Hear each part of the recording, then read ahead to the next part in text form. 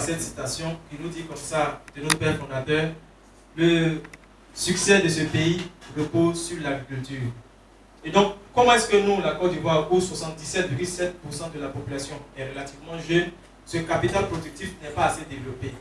Donc là, il y a un problème auquel nous devons répondre. Le second problème, c'est que plus de 60% de la terre ivoirienne est arabe et elle est encore sous-exploitée. Alors, quelles sont les causes, quelles sont les origines, quelles sont les conséquences? Pourquoi est-ce que les jeunes ne sont pas assez impliqués dans la thématique de l'agriculture? Comment est-ce que nous, jeunes, nous devons changer ce paradigme? Comment est-ce que nous devons impulser le changement dans le processus de développement? Le réseau international des jeunes pour l'agriculture intelligente face au climat a décidé de se prononcer au jour d'aujourd'hui.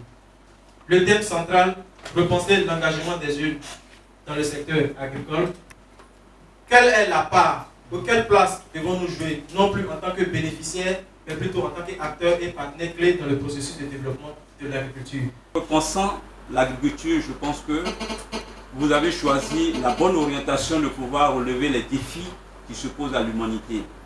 Et je pense que l'Afrique a besoin de tels leaders qui posent une problématique, surtout en tant que jeunes, de pouvoir relever les défis. Et j'encourage encore cette structure qui vient encore mobiliser, et j'encourage cette séance au nom du secrétaire général qui permet une mutualisation des expériences pour pouvoir relever les défis et surtout permettre l'employabilité des jeunes. Il y a pas mal d'opportunités sur la chaîne de valeur agricole.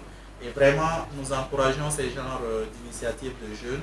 Et nous avons toujours accompagné ces CSIAN, donc Climate Smart Agriculture Youth Network, que ce soit au Cameroun et dans d'autres pays. Et nous sommes heureux aujourd'hui du lancement de la plateforme de la Côte d'Ivoire. Et nous vous disons dès à présent que nous sommes disposés à vous apporter l'appui possible à notre niveau.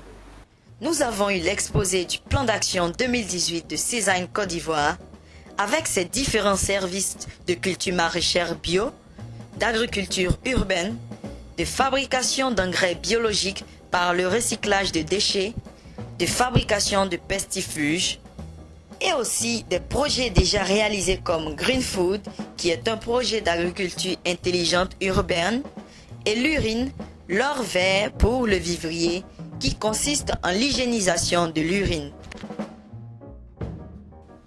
Une conférence débat sur le thème « Repenser l'engagement des jeunes dans l'agriculture » tenue par un panel constitué de M. Esseya Hilaire, responsable du pôle agriculture au centre incubateur de l'UNESCO, de M. Aboubakar Karim, conseiller agricole et directeur général de Investive, et de M. Daniel Oulaï, directeur général de Grenotech, est donné et suivi d'une visite du pôle agriculture du centre incubateur de l'UNESCO, clôturant ainsi cet événement. Je suis Daniel Oulaï, fondateur de la start-up Grenotech. C'est une entreprise sociale qui œuvre pour la préservation de la diversité génétique des semences africaines. Nous sommes au lancement donc, du réseau CIESNA à l'UNESCO, un réseau qui se veut donc fédérateur des initiatives entrepreneuriales agricoles qui œuvrent pour l'adaptation de l'agriculture africaine au changement climatique.